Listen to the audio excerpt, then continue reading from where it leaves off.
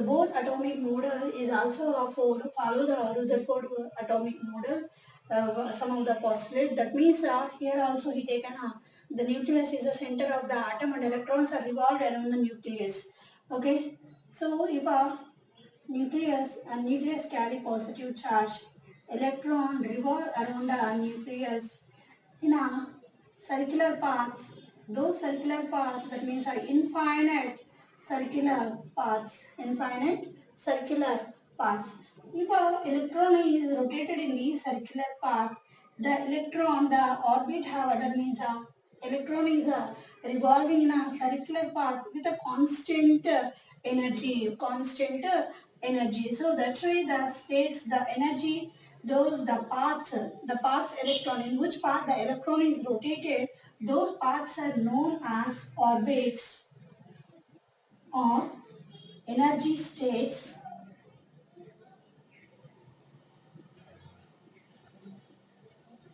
Okay, energy states or stationary states. Stationary states, because if an electron is rotating in these paths, the energy of the electron cannot be changed.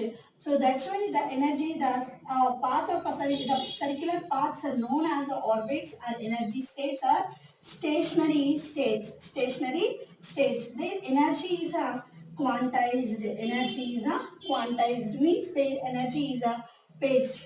And Bohr atomic model, on the basis of this statement, calculate the energy of the electron, radius of the circular path, that means the radius of orbit, and velocity of electron, and also the hydrogen. Okay, energy of the radius, energy of the electron and radius of the circular path and velocity of the electron. And if an electron is moving in this path, it has a angular momentum. The angular momentum of electron is quantized. The angular momentum is quantized. Quantized means it cannot be changed. It is a fixed value.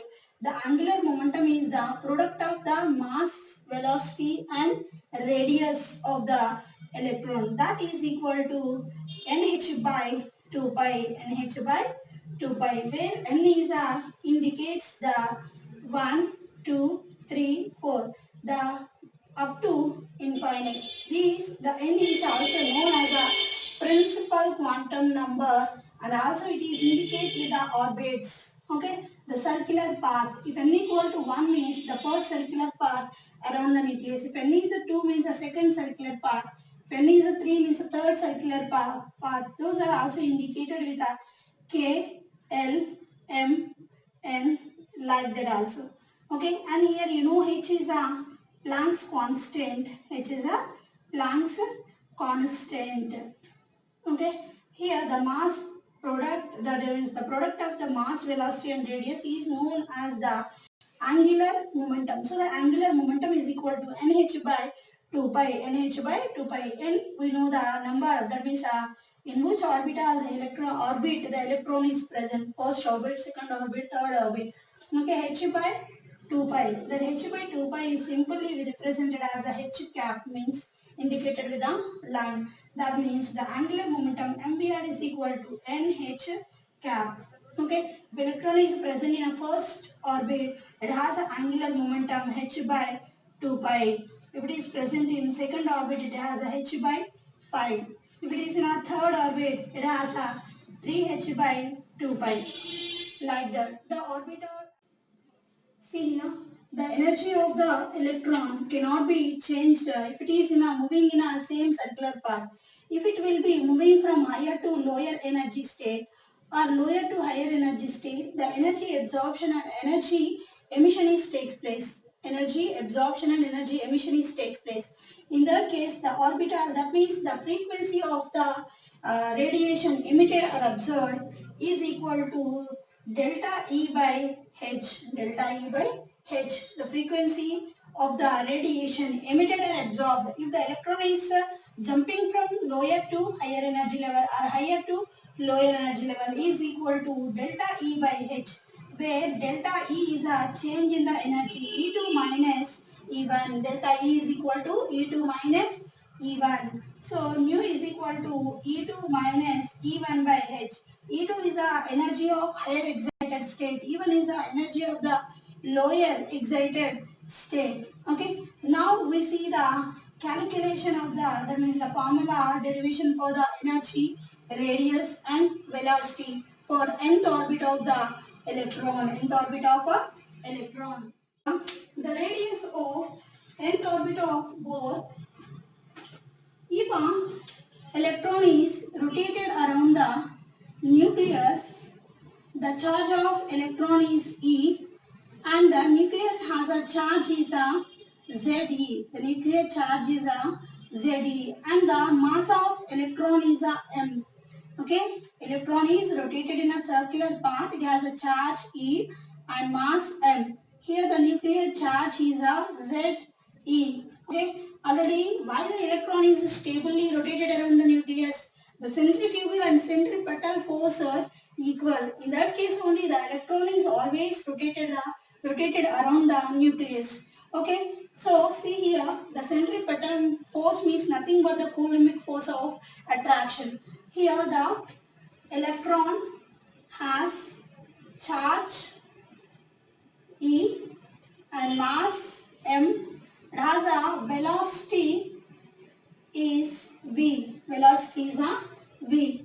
The nucleus has a charge Ze. Nucleus has a charge is a Ze. So in that case, the Coulombic force of attraction is Coulombic force of attraction is equal to, we know our formula, K into Q1 Q2 by R square. Q1 Q2 by R square, where K is a that means a constant, and a Q1 is a charge of a cation, Q2 is a charge of a that means negative anion, that means R square is a radius, that means the distance between the cation and anion.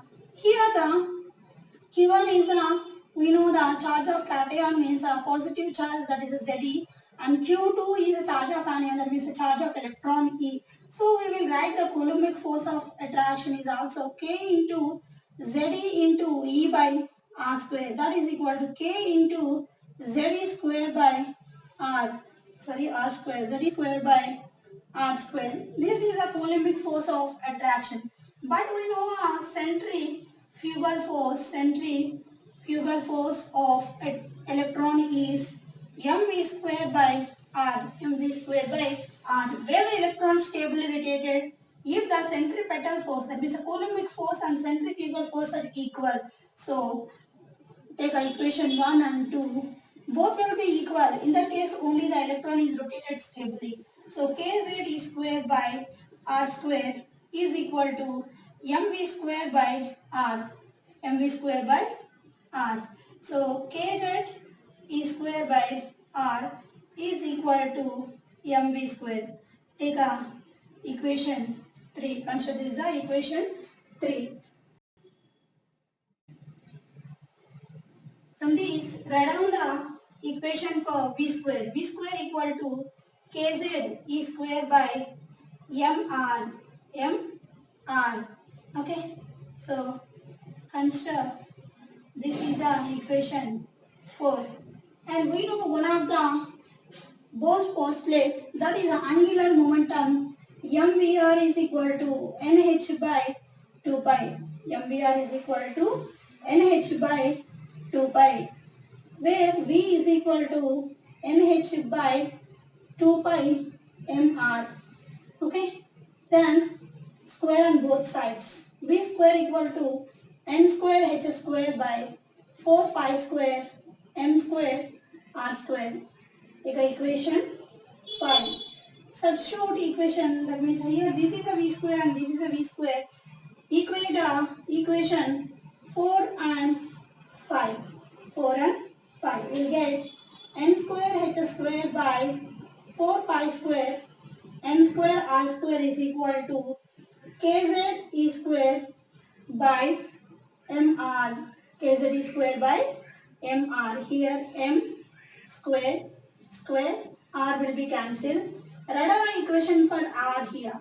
So R is equal, that implies R equal to, so n square h square by 4 pi square kz e square m, kz e square m. Here see the n is a, in which orbit, that is a nth orbit, h is a Planck's constant, Planck's constant, and k is a also a Newton constant, that is a, it is also a constant. Radon value 6.625 into 10 power minus 34 joule second. This is a 9.0 into 10 power 9 Newton meter square per coulomb square.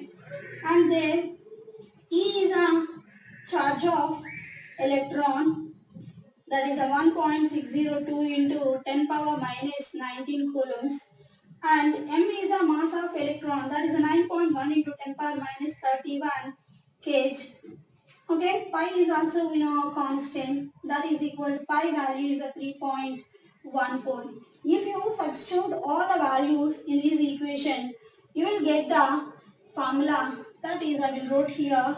The radius of nth orbit is 0.529 into 10, sorry, into n square by z, n square by z angstrom. So the Rn is a 0.529 into n square by z angstroms. This is the radius of the nth orbit. If the electron is present in a, where the n is indicate the, in which orbit the electron is present, z is a atomic number,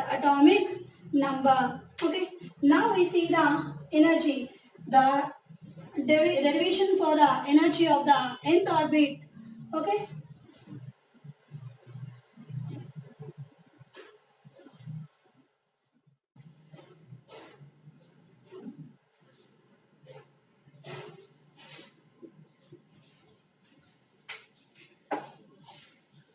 the energy of the total energy is if you take any one, that is the moving particle has the energy is equal to the kinetic energy plus potential, or that is a coulombic force of attraction is kz square by r square, and centrifugal force, there is a centripetal force, and centrifugal force is a mv square by mv square by r, where if the energies are equal, that means forces are equal, electron is stably rotated.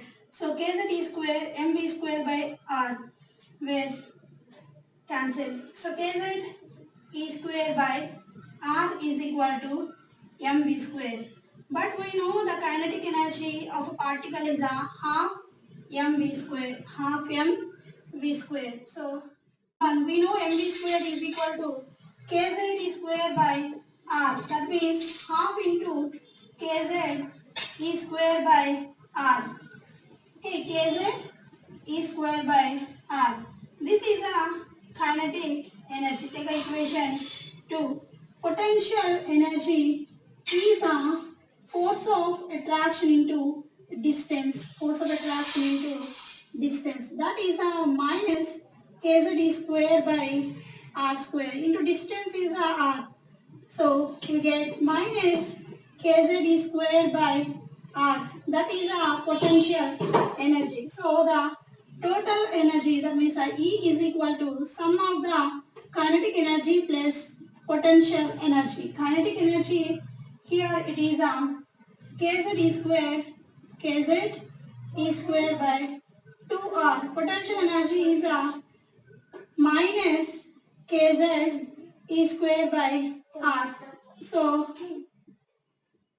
2r, that is equal to kz square minus 2 kz e square, that is equal to minus kz e square by r.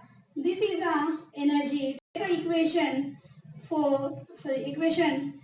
Here, according to the, already we find the formula for radius.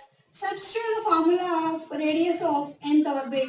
Radius of nth orbit is n square h square by 4 pi square mkz e square. Substitute the radius of nth orbit. and write down the equation for energy. So E is equal to minus kz square by nth orbit, that is a n square h square divided by 4 pi square mkz e square. Take a R. So energy is equal to minus k square z square e power 4 m and 4 pi square by n square h square. Here also the h is a Planck's constant, k is a constant, e is the charge of electron, m is the mass of electron, and pi already you know. Okay, if we substitute all the values, we got 2 point minus 2.18 into 10 power 12, 10 power 12 into z square by n square erg per atom, that is equal to minus 2.18 into 10 power 16, 10 power 16 z square by n square joule per atom. If you want to convert into ev per atom, minus 13.6 into z square by n square ev per atom, or it is also minus 13.6 into z square by n square kilocalorie per mole. Okay, this is the derivation for the energy of a nth orbit, and the value of the means how to find the energy of the different orbits. Here Z is the atomic number of the atom, and where n is the radius, that means n is the in which orbit the electron is present, in which orbit electron is present.